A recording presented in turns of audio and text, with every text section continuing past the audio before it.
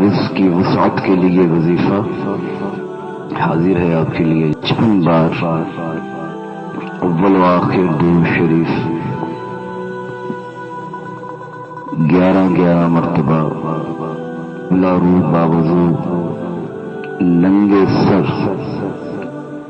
ایسی جگہ بیٹھیے کہ سر اور آسمان کے درمیان کوئی چیز حائل نہ ہو، یہاں تک کہ سر پر ٹوپی بھی نہ ہو۔ آپ پڑھا کیجئے یا اللہ یا رحمان یا رحیم یا رزاق یا مسبب الاسباب،